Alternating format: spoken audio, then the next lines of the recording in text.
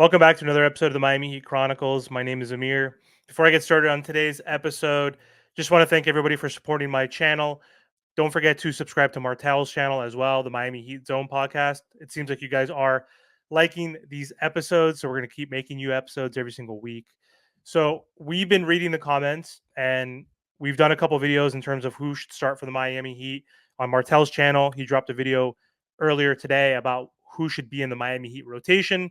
And we see a lot of you folks are mentioning Kel'el Ware should be in the Miami Heat starting lineup after only playing, what, 2 or 3 summer league games. So, Martel, I wanted to ask you this question. What are your thoughts on Kel'el Ware starting at any point in the season? So, do you think, one, he will be able to eventually crack the starting lineup, put Bam at his natural position? And he mentioned in this offseason, Bam said he's tired. He doesn't want to play center anymore. He wants to play that 4. So, is that a possibility? And then, two, realistically, though, how many games will it take before Kel'el Ware is into that rotation, essentially? Because I assume he's going to start off possibly in the G League. But just what are your thoughts in general with Kel'el and the starting lineup? He's gonna have to add more size. I mean, because even like in the G League games right now, he really can't, beat somebody down like in the post. I mean, he's catching lobs and he's dunking and stuff like that. But I'm talking about his post game, really backing down defenders. He's struggling. He's gonna have to put on that size. But other than that, I definitely think that the skill is there, the athleticism, the rebounding, the shot blocking. I think he still needs to just be a little bit sharper on defense in terms of he can't just rely on him trying to block the ball all the time. He's going to have to move his feet. I kind of want him to get more in a lower stance. I know he's a 7-foot guy, so it's very hard for him. But when he's just standing up flat-footed, that's how defenders will blow by him. But overall, like I said, I know a lot of people want him to start next to Bam. I think that's why they got him. I just don't think he's going to be ready by game 1.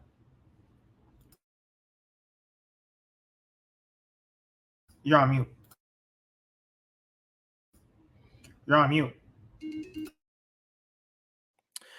So when do you think he's going to actually crack the rotation? Do you think like game 1 he's actually going to get like 10, 12 minutes? Or do you think Kevin Love or like Thomas Bryant even perhaps are going to get those minutes ahead of him? Like, when do you think Spo will actually play him? Because there's times where Spo doesn't play rookies immediately, right? But he is a 15th round pick, so he is a higher pick than Jaime and Jovic was. So, what are your thoughts on that? It's going to come down to training camp. I think who's really going to earn that spot. I think they might just go with Kevin Love or Thomas Bryant. I mean, we all know that Thomas Bryant, I don't really see him getting too many minutes. Maybe they could revisit that with Bam Adebayo. I just think that this season's about trying to take some of the load off of Bam Adebayo, whether that's with Jovic, Kevin Love, Thomas Bryant, Kel'el Ware. But I'm still expecting Kel'el Ware to get a lot of PT because that's why we drafted these guys. We need guys like Jaime, Jovic to get that type of playing time. Yeah, I hope he gets it on early on. I hope he actually backs up Bam Adebayo versus Thomas Bryant in terms of the depth chart, because we can assume that if if Jovic is going to start at the 4, then Haywood Highsmith most likely is going to be his backup. Then where does Kevin Love fit in there, right? Is he going to be a power forward? Like, is it going to be Jovic, Love, and Haywood at the 4 position in terms of the depth chart? I don't know the order, but or is Kevin Love going to be in the depth chart of the centerpiece behind Bam? Is it going to be Bam, Kevin, and then Kel'el? And then obviously people are mad that Thomas Bryant's even on this roster, right? Like, what's the point? So what is that going to look like? I don't know. I feel like Kevin's going to be playing some games here and some games there. I think they're going to try to preserve him for the end of the season, but you still have to play him. He's not 40 years old. He's 34 years old, right? Like, he's like the same age. He might even be younger than Jimmy technically. I know Jimmy's turning 35 right before the season starts. So you still got to play Kevin Love because of his experience, because of his rebounding ability, because of his full court passing. And he's obviously going to be able to help with Jovic, his development, with Kel'el Ware's development. So it's interesting to see where Love's going to fit in.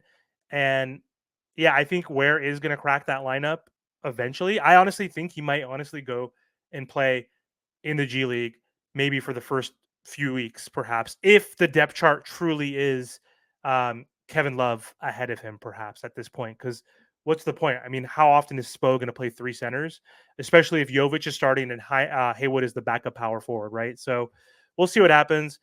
I like Kel'el's game. I think you're right. He does need to put on some weight, but not necessarily. Like, he's obviously going to get abused by the Embiids, the Jokers, maybe even the Carl. No, I don't even want to mention that. I was going to say Carl Anthony Towns is so soft. He's just a big body. But like whoever else that's a big perhaps can abuse him. But he reminds me of like a Porzingis type of big where eventually he's not going to, he can't shoot lights out like Porzingis yet.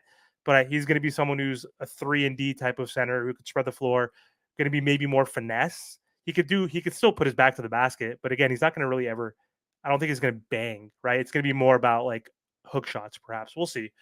But anyway, thanks, Martel, for hopping on. Really appreciate the time. Again, don't forget to subscribe to my channel, Team to Beat Miami Heat, and then Martel's channel, Miami Heat Zone Podcast.